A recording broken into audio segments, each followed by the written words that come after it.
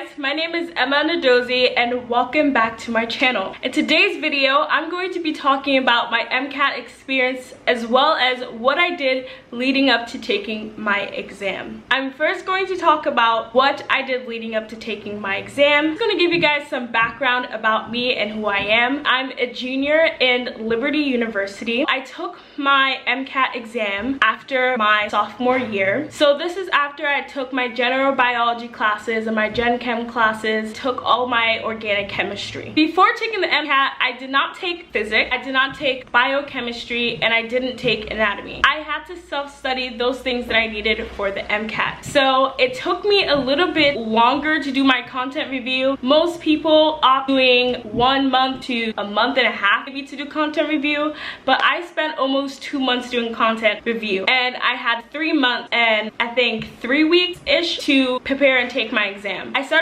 studying the second week of May and I finished studying the second week of August. I didn't do as much content reviewing in the third week of August because my exam was August 27th. I actually made a study schedule for myself and I will put the schedule right here so you guys can see it. I can also link down below my schedule so you guys can see it for yourself and you guys can change some things if you like so you can make your own study schedule. For me personally, I didn't really start doing a lot of practice until 3 weeks out of my exam.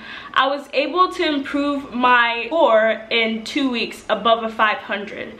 So if you guys want to know how to do that, I'll be making another video about how I increase my score, because for a lot of people they're stuck at the point where they cannot go above a 500, and that's kind of what you need to get into medical school. So I'll be making a video about that soon so that you guys can see how to do that. I took my exam August 27th. It was during the summertime. It was a week into school. So I had done 1 week of my first classes for my fall semester and then I took my exam. This was because I didn't want to take my exam way into when school was around. I didn't want to leave my MCAT until the middle of the semester because I knew my goal is to keep my GPA up and I didn't want to have my GPA suffer because I'm taking my MCAT. Okay, so now I'm going to talk about my MCAT experience.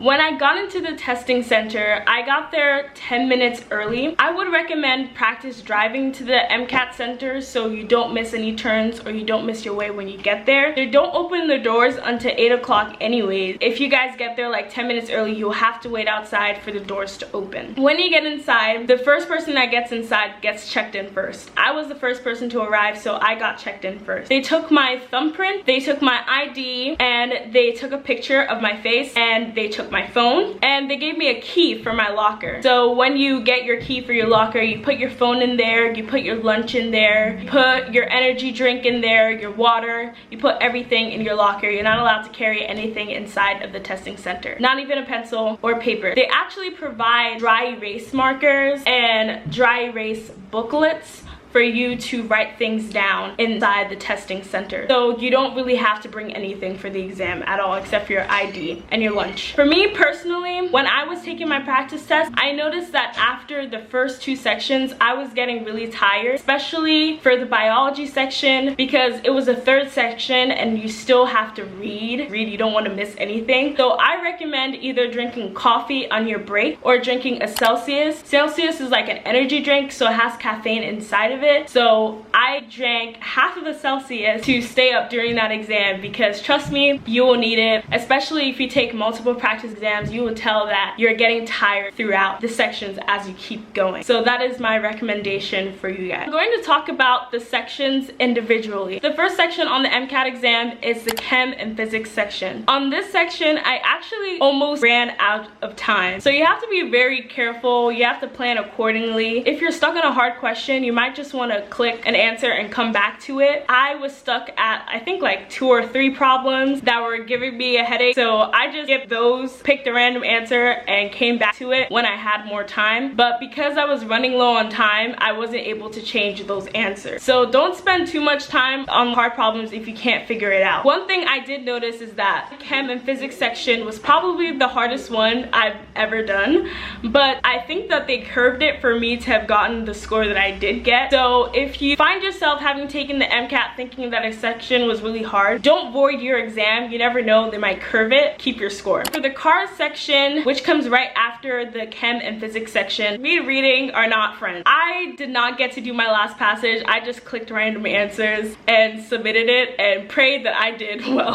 See, if you guys are having problems with cars, one thing I would have done personally was to get a tutor for cars and not have done it by myself. But if you guys are finding yourself stuck on one passage, don't try and read it. Just click answers and then go back and read it if you have time, and then you can change your answers according to your reading. So that's what I did personally. So for the next section is actually a break. You get a 30-minute break. So what I did was what I said previously. I drank a Celsius, a half of a Celsius, and for my lunch I actually packed rice and chicken. And this is because I know my stomach likes rice and chicken and it's not going to act up. So that's what I chose to eat. I think that for your break you should eat something that's not going to make your stomach feel any sort of way. Just pick something that is simple and that is fast to eat, because what I noticed was that I was running a little bit low on time to get back into my break. So for those 10-minute breaks, go sprint, pee, and come back, because I almost ran out of time because I chose it in the waiting room. But don't do that. Just pee and come back. It's not worth it. I almost ran out of time for that car section. Fun fact, actually, every time you step out of the room, person has to like pat you down, make sure you don't have anything on you. So for those 10-minute breaks, you have to have enough time to go to the bathroom, drink water or whatever you want to do, and then get patted down, turn in your ID to get back inside of the room. So always make sure that you're timing yourself in your practice exams for those 10-minute breaks, because you think 10 minutes is a long time until you're running late. Now for the bio and biochem section. So for this session, I actually found it to be the easiest for me, because this was like my strong suit and my strong area, and I noticed this when I was doing UWorld and in my practice exams. So I had extra time to go back to look at what I needed to change and if there was stuff I needed to change. And then for this 10-minute break, I drank a little bit more Celsius because I was still tired. And for the psych portion of the exam, it's also like more reading, so I wanted to make sure that I had enough energy to keep going and to keep reading. Again, just make sure that you come in on time. That was it for my MCAT experience. I felt good after the exam. I didn't feel too tired because, again, I've been taking like practice exam, full length practice exam at a library leading up to taking my actual exam. So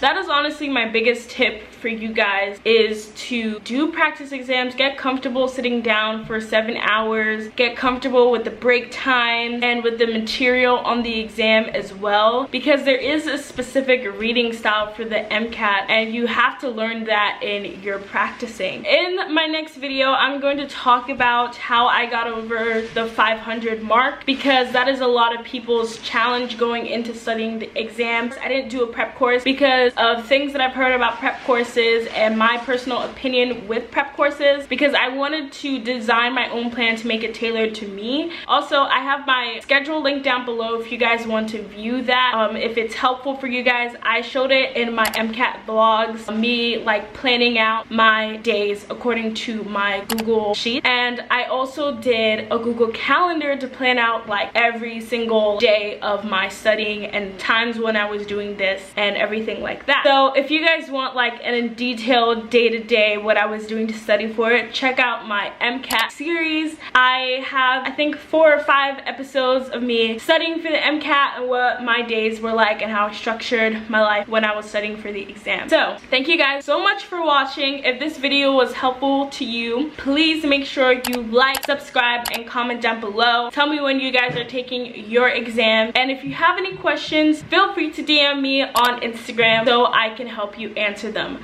I hope this video was helpful, and I'll see you guys in the next video.